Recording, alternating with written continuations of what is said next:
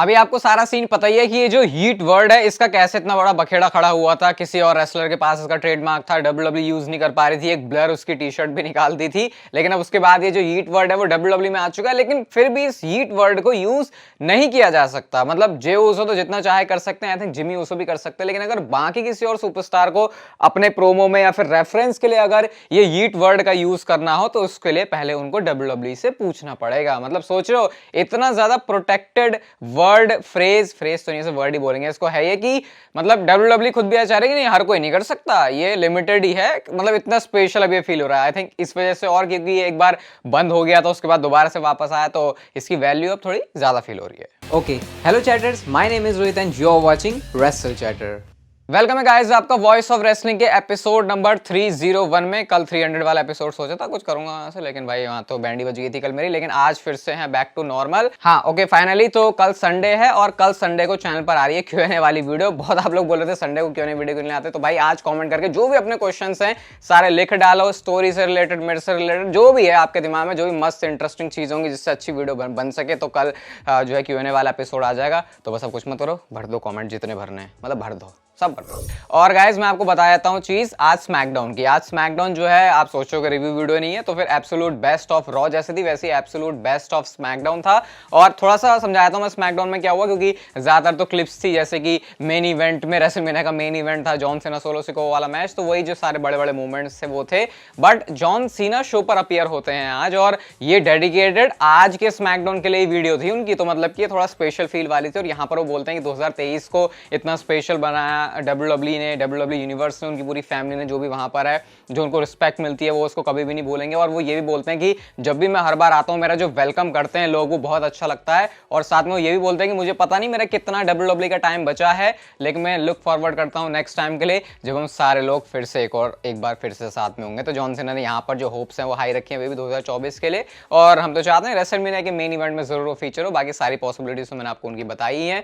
And guys आज show पर Paul Heyman भी थे, मतलब अलग से वो जो पूरा स्टूडियो से आ रहा था ना शो, वहां पर पॉल हेमन बीच में धमक जाते हैं और उनसे पता है क्या सवाल पूछे जा रहे थे रोमन रेंस के बारे में, कि रोमन रेंस हंटर से हंटेड हो चुका है, यानी पहले वो शिकार करता था, अब वो खुद एक तरीके से उसका शिकार हो रहा है, क्योंकि सारे के सारे लोग अभी कैसे पड़ गए उनके पीछे, मार मूर के भाग रहे हैं उनको। बट यहाँ पे उन सारे क्वेश्चंस को अवॉइड करते हुए उन्होंने बोला कि 3 बंदे लड़ रहे हैं ना टॉप प्राइस के लिए, तो इस तरीके से बात होती है। और साथ में उनसे जिमी ऊसो का भी सवाल पूछा कि रोमन रेंस ने ट्रैवल एयर जो है वो टैग तो दे दिया सोलो सिकोवा को, तो क्या जिमी ऊसो इस बात से परेशान है? तो पॉल हेमन ने उठाया अपना फोन और उन्होंने किया कॉल जिमी ऊसो। और उसके बाद जिमी ऊसो, मुझे लग रहा भाई दारू पी के आया था शायद शो में, जिस भी तरीके से वो बात कर रहे थे, और कहते हैं कि अरे ऐसा कुछ नहीं है, मामला बिल्कुल चिल है, मैंने तो उसको ट्रैवल चीफ को पूछूंगा कॉल करके कि भाई कैसे जा रहे हैं तुम्हारे हॉलीडेज, कोई ऐसा इशू नहीं, कोई ऐसा पंगा नहीं। और वो बिल्कुल खुशी से पागलों की तरह वहां पर जो है एक वीडियो बनाते हैं और वो वीडियो जो है साथ में चलती भी है स्क्रीन पे। तो ये बड़ा फनी इंटरेक्शन था बस। और बाकी आज एलन नाइट ने जो है शुरुआत में शो को पेश दी थी। भाई आज स्मैकडाउन में एलन नाइट ने जो शो को ओपन किया ना, उसको देख के आपको समझ में आ जाएगा कितना एनर्जेटिक और कितना जो पर्सनालिटी उसकी वो कितनी रियल है, जिस तरीके से वो आज स्मैकडाउन को हाइप कर रहे थे, मतलब ऐसे स्मैकडाउन को हाइप कर रहे थे जिसके लिए लोग भी इंटरेस्टेड नहीं है। तो फिर ये सीन चल रहा था, तो बस यही था स्मैकडाउन से, बाकी ज्यादा कुछ है नहीं, वही था पूरे साल भर जो हम लोगों ने डब्ल्यूडब्ल्यू में देखा था। अब चलते हैं गाइस हम लोग हमारी अगली स्टोरी की तरफ। और डे 1 का जो मंडे नाइट रॉ का एपिसोड है, यहाँ पर होने वाला है एक बहुत तगड़ा वाला और बहुत बड़ा वाला धमाका। धमाका क्या है, अभी फाइटफुल ने इस चीज को रिपोर्ट किया था कि उन्होंने बोला कि जो शो है डे 1 वाला, वहां पर एक एक्स फॉर्मर, या जो भी आपको बोलना है, फॉर्मर डब्ल्यूडब्ल्यू चैंपियन आने वाला है। तो ये बात एकदम फैली। अब गाइस इसके बाद ट्रिपल एच ने इसके ऊपर रिएक्ट किया। आप लोग उनका सीधा ट्वीट देखो जहां पर वो लिखते हैं नॉट गोइंग टू कंफर्म और deny the rumours of a former WW champion appearing at WW Raw day 1 but I will say to stay tuned. मतलब कि उन्होंने भी बता दिया कि हाँ भैया कोई तो आ रहा है और जरा रॉ देखने के लिए तुम लोग तैयार रहना। अब इसके बाद जो स्पेकुलेशंस है वो नेक्स्ट लेवल पर जा रही है। देखो जो नाम सामने आ रहे हैं कि कौन वो हो सकते हैं। एक नाम है बटिस्टा का, क्योंकि बटिस्टा को एक्सपेक्ट किया जा रहा है कि 2024 का जो हॉल ऑफ फेम की क्लास होगी वहां पर वो इंडक्ट होंगे। दूसरा नाम आई थिंक ये सार्कास्टिक वे में ले रहे हैं लोग, जिंदर महल का आ रहा है कि वो भी फॉर्मर चैंपियन है, क्योंकि जब भी फॉर्मर डब्ल्यूडब्ल्यू चैंपियन बोला जाता है तो पता नहीं जिंदर का नाम ही अमेरिकन इतना ज्यादा क्यों उठाने लग जाते हैं। आई थिंक उनके रेन की वजह से जो वहां बिल्कुल भी पसंद नहीं किया जा रहा था। गोल्डबर्ग का भी नाम आया कि गोल्डबर्ग वो नेम हो सकता है। साशा बैंक्स का भी नेम आया। तो समझ रहे हो फॉर्मर डब्ल्यूडब्ल्यू चैंपियन मतलब ये नहीं जिसने डब्ल्यूडब्ल्यू चैंपियनशिप जीती हो, समझ रहे हो, वो डब्ल्यूडब्ल्यू में चैंपियन रहा है। ब्रॉक ब्रॉक लेसनर का भी नेम आ रहा है। तो डेफिनेटली जो भी ये नेम है इसके बारे में बहुत सारी, हो सकता है कोई पुराना लेजेंड भी हो, मतलब बहुत पुराने टाइम का। तो कल नहीं, जब मंडे नाइट रॉ होगी ट्यूसडे को हमारे हिसाब से, आज तो सैटरडे है ना, तो तब जाके ये जो शो है वो हमें पता चलेगा कि कौन सा सरप्राइज है। बाकी तब तक आप भी कुछ स्पेकुलेट कर सकते हो। आई थिंक बटिस्टा भी नेम हो सकते हैं, इस बात की अच्छी खासी पॉसिबिलिटी है। साशा बैंक्स के बारे में बात करते हैं तो मैंने आपसे बोला था कि जो WWE है और साशा बैंक्स के बीच में जो डील है पॉसिबली वो क्लोज हो चुकी है, मतलब कि डील डन हो चुकी है। अब नई अचानक से चीजें बातें आई हैं, जैसे सीएम पंक के लिए भी आई थी कि जो नेगोशिएशन है, जो टॉक्स है वो अब एंड हो चुके हैं इनके। तो आई थिंक ये अब सिर्फ भटकाने के लिए चीजें हैं। और उन्होंने साशा बैंक्स ने मर्सिडीज मोने ने अपने जो इंस्टाग्राम अकाउंट है उसके ऊपर ये वाली फोटो भी डाली। तो यहाँ से क्लियर है भाई साहब कि वो ट्रिपल एच के तो फोटो डाल रही है। तो टीज वगैरह तो लगातार ही चल रहे हैं और ये चीज चल रही है, तो उसका मतलब कि शायद विमेंस रॉयल रंबल में वो एंट्री मार सकती हैं अपनी। रे मिस्टीरियो की रिटर्न की डेट आपको चलो मैं बताया था, तो अभी आपको पता है सैंटोस एस्कोबार से पिट के जो है, फिर उसके बाद अब वो अपना जो है थोड़ी छुट्टियां मना रहे हैं। अब उनका रिटर्न कब होगा ये भी आपको बताया था। तो आने वाले 2 से 4 हफ्ते के अंदर रेसलिंग ऑब्जर्वर न्यूज़लेटर के डेव मेल्जर का ये कहना है कि वो वापस आ जाएंगे। इवन जो आज स्मैकडाउन हुआ था वहां पर भी फीचर्ड थे और भाई उन्होंने, मैंने पहली बार सुना है, कहीं मैंने मिस कर दिया, उन्होंने डोमिनिक मिस्टीरियो की तारीफ करी। वो कहते हैं कि एक इन रिंग टैलेंट के तौर पे जैसा 1 साल में ग्रोथ दिखाई है डोमिनिक मिस्टीरियो ने, मेरे बेटे ने, वो कमाल की है। तो वो तारीफ वो एक तरीके से कर रहे थे। वो कह रहे थे कि जो इंसान वो बनना चाहता है उस वे में उसने अच्छी तरक्की की है। मतलब ये नहीं बोला कि अच्छा इंसान, उन्होंने बोला कि जिस तरीके का वो इंसान बनना चाहता है।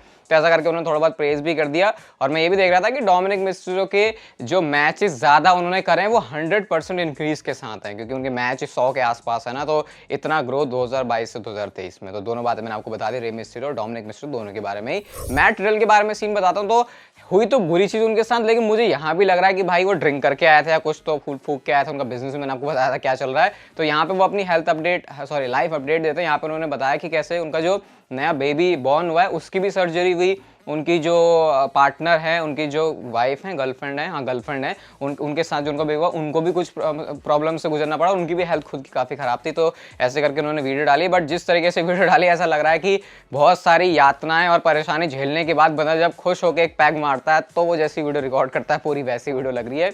मैट रिडल बंदा तो बढ़िया है यार, जो कैरेक्टर उनको दिया गया था यार, पता नहीं यार, अपने हाथ से अपने हाथ से ही कुल्हाड़ी लेके अपने पैर में मारने वाला काम किया रिडल ने। बट होपफुली इन फ्यूचर वो वापस से WWE में आ भी जाएंगे। बाकी लेटेस्ट तो मैंने आपको उनका बताया ही है कि उनका जो मैच है वो MLW प्रमोशन में होने वाला है ब्लड लाइन के मेंबर के साथ में, तो वो भी आपको याद ही होगा। हम चलते हैं अपनी अगली स्टोरी की तरफ और WWE 2K24 गेम से रिलेटेड अपडेट है। वैसे तो बहुत कुछ चल रहा था लेकिन अब मुझे कुछ कंफर्म पता चला है तो मैं आपके साथ शेयर करता हूँ। कंफर्म तो नहीं कह सकते लेकिन काफी हद तक पॉसिबल है कि जो कोडी रोड्स हैं वो पॉसिबली होने वाले हैं इस गेम के कवर स्टार। बूजर रेसलिंग ने इसके बारे में जो है रिपोर्ट किया कि बस सिंपली उन्होंने मेंशन किया ये।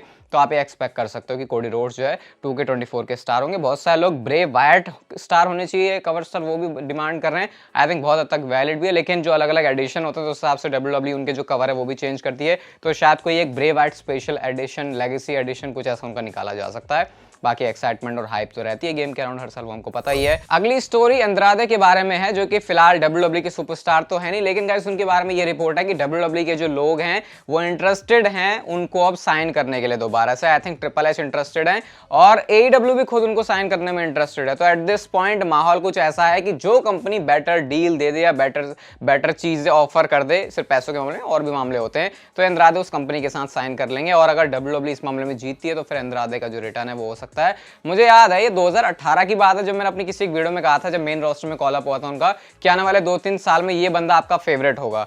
लेकिन तब से मुझे इस बात का और ज्ञान हुआ अच्छे से कि हर कोई बंदा जो NXT में है जरूरी नहीं कि वो मेन रोस्टर में आके चमके। हर कोई सुपरस्टार केविन ओवन जैसा नहीं बन सकता। ये बात मुझे वहां अच्छे से पता चली कि NXT से उस चीज को वो कैरी फॉरवर्ड कर रहे हैं मेन रोस्टर में भी। आई थिंक इसके पीछे सुपरस्टार का खुद का दोष नहीं होता, वो होता है जिस तरीके से मैनेजमेंट चेंज होती है और जो हर एक बंदे का पर्टिकुलर फेवरेट बंदा होता है उस हिसाब से ट्रीटमेंट मिलती है। लेकिन हाँ, अब ट्रिपल एच कंट्रोल में तो आई थिंक यहाँ पे कुछ चीज बेटर हो सकती है और धीरे धीरे कुछ और भी पता चलेगा तो वो भी मैं आपके साथ शेयर कर दूंगा।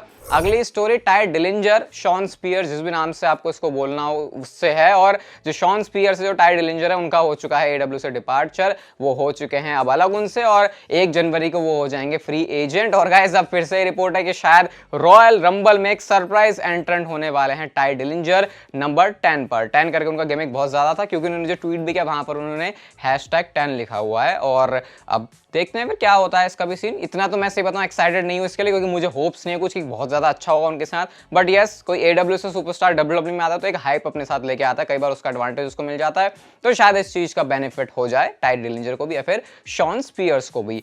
फिन बैलर का सिर्फ मैं आपको एक ट्वीट दिखाऊंगा और देखना सोशल मीडिया पर भी अपना जो गेम है उसको कैसे अप रखा जाता है। तो फिन बैलर ने यहाँ पर एक फोटो पोस्ट की है अपने पूरी जजमेंट डे के ग्रुप के साथ, और यहाँ पर वो लिखते हैं कि जेडी मैकडोना यहाँ पर नहीं है सिर्फ इस वजह से क्योंकि उसके जो पेपर वर्क है वो नहीं हो पाया कनाडा जाने के लिए। द लकी SOB, यानी कि वो कनाडा नहीं आया, इस बात के लिए वो उनको लकी बोलते हैं। और इसका जो कोट करके रिप्लाई है वो भी रिया रिप्लिक लिखती हैं और लिखती हैं smile through the pain I bloody hate Canada. तो कनाडा जाके शो में परफॉर्म करके सब कुछ करके मस्ती मजाक करके अपना फन करके उसके बाद ट्विटर पे आके दोनों ये लिख रहे हैं कि कैसे कनाडा जाना है। इतना बहुत ज्यादा बुरा था क्योंकि अपने कैरेक्टर में वो रह रहे हैं। तो जेडी वाला रेफरेंस जो अच्छा लगा कि कैसे उन्होंने जेडी मैकडोना को बोला कि बंदा बहुत लकी है।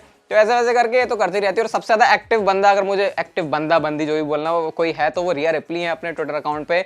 मतलब जाओगे तो आप देखना दिन भर में उनके कितने सारे लाइक्स, ट्वीट्स, रीट्वीट्स सब कुछ होते रहते हैं। और आज की next and final story related है सोलो सिकोवा से। तो शायद सोलो सिकोवा बॉम्ब अब कुछ दिनों में फटने ही वाला है। आपको पता है कि सोलो सिकोवा एक ऐसी चीज है ब्लड लाइन में जिसको अभी हमने खुल के नहीं देखा। जिमी की एक बुरी साइड देख ली, बुरी नहीं पूरी साइड देख ली, जे उसो की पूरी साइड देख ली, बुरी अच्छी वैसे जिमी और जे दोनों की देख ली, लेकिन सोलो सिकोवा ने बहुत बार टीज जरूर किया लेकिन कुछ हुआ नहीं। तो अब बूजर रेसलिंग इसके बारे में बोलते हैं a new chapter for solo Sikoa. इसका मतलब क्लियर है कि अब फाइनली कुछ प्लान्स तैयार हो रहे हैं सोलो सिकोवा के लिए। और आपको पता है सोलो सिकोवा एक बहुत मेजर एलिमेंट है इस पूरी ब्लड लाइन का।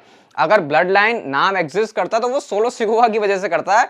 क्यों? क्योंकि obviously Roman and Paul Heyman तो साथ में है ही, जिमी ऊसो ना इधर के लगते ना उधर के, जे ऊसो ऑलरेडी गायब है, सैमी ज़ेन का पत्ता पहले ही खत्म हो गया। तो वो जो एक फैक्शन वाली चीज अभी भी मेंटेन है वो कहीं ना कहीं सोलो सिकोवा की वजह से ही है। तो अगर सोलो सिकोवा कुछ करते हैं इंक्लूडिंग बिट्रेयल या फिर समझ लो किसी भी तरीके से जो भी एंगल्स हमने अभी तक अपनी काफी सारी वीडियोस में डिस्कस भी किए हैं, तो शायद वो चीज ऑफिशियली होने वाली है रॉयल रंबल से या फिर रेसलमेनिया से। मैं एक्सपेक्ट कर रहा हूं कि शायद रॉयल रंबल से शुरू हो रही है क्योंकि फिर रोड टू रेसलमेनिया सीजन होगा। तो इससे रोमन रेंस क्या करने वाले हैं आने वाले कुछ दिनों में उससे भी बहुत ज्यादा इफेक्ट पड़ेगा। बाकी गाइस कमेंट सेक्शन पूरा खुला है आज। कल आने वाली है कल आएगी संडे को Q&A वाली वीडियो। तो अपने मस्त में जो भी क्वेश्चन है वो जरूर पूछना। ये वीडियो अच्छी लगी तो लाइक शेयर सब्सक्राइब और नोटिफिकेशन बेल को ऑन कर दो। तब तक आप जिंदगी के मजे लो, वरना पता है ना जिंदगी आपसे मुझे ले लेगी।